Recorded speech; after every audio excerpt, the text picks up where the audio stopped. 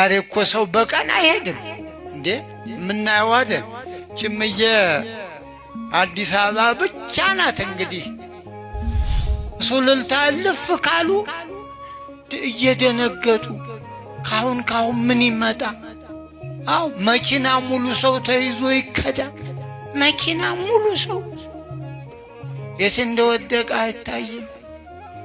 ቤተሰብ ጠይቃለሁ ብሎ ሲሄድ ቤተሰቦቹ ስንት ሰዓት ትደርሳለህ? እበሩ ቆሞ መጣ ቀረ ሲሉ ጠፋ። አቤት አቤት እንዴት ያሳዝናል! እናት አባት ቢሞት ሄዶ አይቀበል፣ ሰርግ አይሰረግ።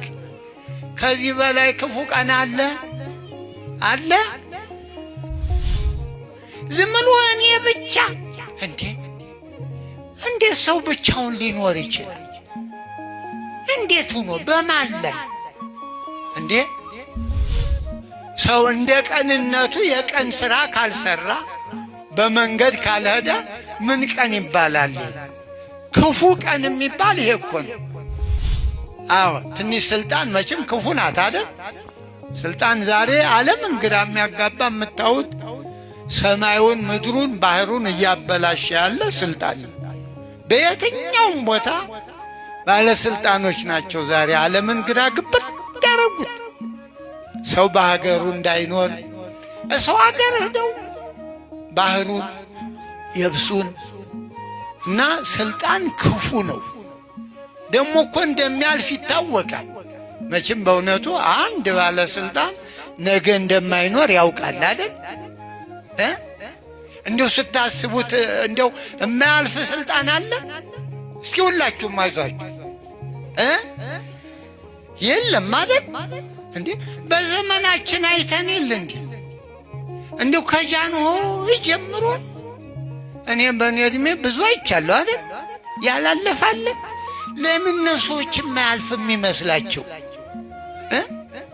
እንደው እኔ ግርም የሚለኝ ይሄ ብቻ ነው። ለምን ነው እንዴ? እንደ እያወቁ እንዴ አጠገባቸው ነበሩ የሉ፣ ነገ እነሱ የሉ። እኛው መቼ እንኖራለን ቢሉ ይዋሹ እንጂ ማን የኖረውን ይኖራል? ያልፋል እኮ የማያልፍ የለም። ይሄ ነው አልገባን ያለ ዘመዶች። ለሚያልፈው ጥሩ ነገር ብንሰራ ምን አለ? ጥሩ ታሪክ፣ የማያልፍ ታሪክ። አዎ አሁን ኒቆዲሞስ እኮ ዛሬ የለም። ያላለፈው ታሪኩ ነው ኒቆዲሞስ፣ የማያልፍ ታሪክ። አሁን ከፈሪሳውያን አንድ ስመ ዝክር ያለው የለም፣ የኒቆዲሞስ ብቻ ነው። ለምን? እግዚአብሔር ጋር ያደረገው ውይይት። እና እኛም የማያልፈው እግዚአብሔር ጋር ያለው ኑሯችን ነው እንጂ ይሄማ ምን አለው ብላችሁ ነው? ያልፋል። በጉልበት እኮ ነው ምን ነው ክፉ ነገር ስናነግ ይጮሃል እኮ ኧረ አይሆንም ይላል። ነፍስ ትጮኻለች። ሰው ግን ያን ሁሉ ጥሶ በግድ አደጋ ላይ ይወርቃል። መቼም ቀን ሲከፋ ቀኑ ሌሊት ይሆናል። ቀን ሲከፋ ሰው እንደ ቀንነቱ የቀን ሥራ ካልሰራ በመንገድ ካልሄደ ምን ቀን ይባላል? ክፉ ቀን የሚባል ይሄ እኮ ነው። ክፉ ቀን ቀኑ ያው 12 ሰዓቱ አይደለም። አዎ ሰው እንደ ልቡ ካልተንቀሳቀሰ ዛሬ እኮ ሰው በቀን አይሄድም እንዴ? ምናየው አይደል? ጭምዬ አዲስ አበባ ብቻ ናት እንግዲህ። ብዙ ምዕመናን እኛም ማናውቃችሁ እግዚአብሔር የሚያውቃችሁ ብዙ ቅዱሳን አላችሁ። በእናንተ ሌሎችም ብዙ አባቶች ቅዱሳን አሉ። እንደው ይችን ከቦ ይዞልናል። በእውነት ምዬ ነው ምላት እኔ አዲስ አበባ ምዬ ይህን ሁሉ ከአራቱ ማዕዘን የመጣው ምንም ልብስ የሌለው ራቁቱን መጥቶ የሚለብስባት፣ ጫማ የማያውቅ ጫማ ያረገባት፣ ብር ያልቆጠረ ብር የሚቆጥርባት፣ ጎጆ የሌለው ፎቅ የሰራባት ምዬ አዲስ አበባ አደለችም? እስቲ እንደው እልል በሉላት እምዬ አዲስ አበባ በእውነት። አዎ እንጂ ሌላውማ የምታዩት አይደል? ወጣ ካሉ ከሱሉልታ ልፍ ካሉ እየደነገጡ ካሁን ምን ይመጣ? አው መኪና ሙሉ ሰው ተይዞ ይከዳል። መኪና ሙሉ ሰው የት እንደወደቀ አይታይም። ቤተሰብ ጠይቃለሁ ብሎ ሲሄድ ቤተሰቦቹ ስንት ሰዓት ትደርሳለህ? በሩ ቆሞ መጣ ቀረ ሲሉ ጠፋ። አቤት አቤት እንዴት ያሳዝናል! እናት አባት ቢሞት ሄዶ አይቀበር፣ ሰርግ አይሰረግ። ከዚህ በላይ ክፉ ቀን አለ? ዘረኛ ሁኖ አይጸለይም እንዴ? ፖለቲከኛ ሁኖ እግዚአብሔር ፊት አይቆምም። ፖለቲካ ማለት ምን ልበላችሁ እኮ ግራ የሚያጋባ ነገር ነው። አው ግራ የሚያጋባ ነው። ዛሬ በዓለም ስታው ሰማዩ ምድሩ ግራ ያገባው፣ ባህሩ ሰው ውሎ የማይገባበት ዝም ብሎ እኔ ብቻ እንዴት ሰው ብቻውን ሊኖር ይችላል?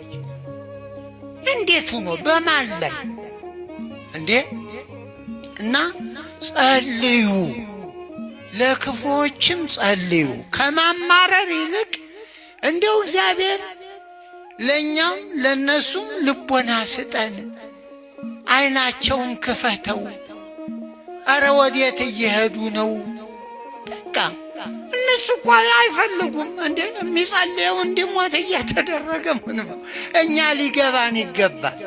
ዋሻ ያለው አይደል እንደሚገደል ዋሻ። አብሉኝ አይል አጠጡኝ አይል።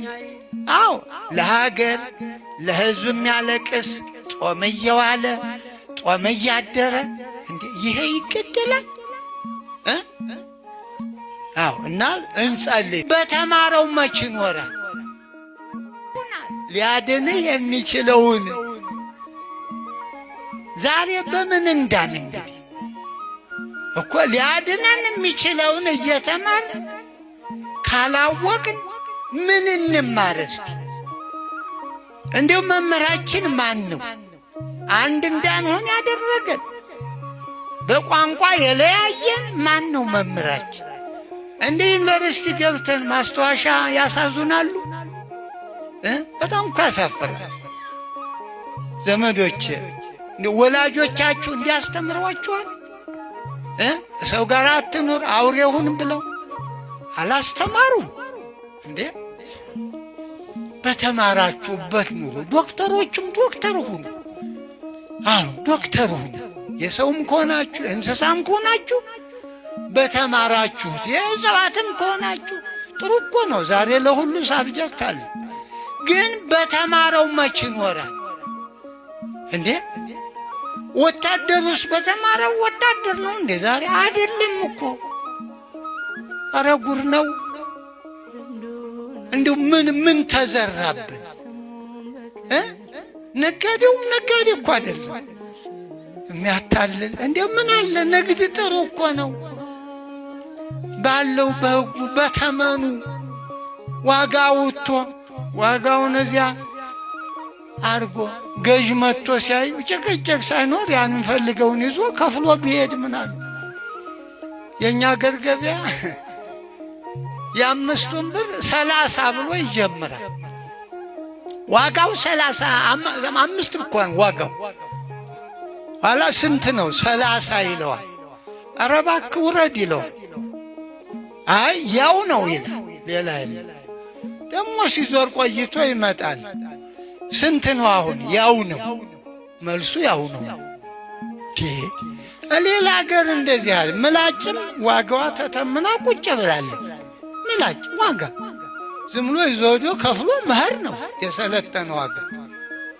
ዋጋዋን ብቻ ገንዘብ መክፈል እንጂ ጭቅጭቅ የለም።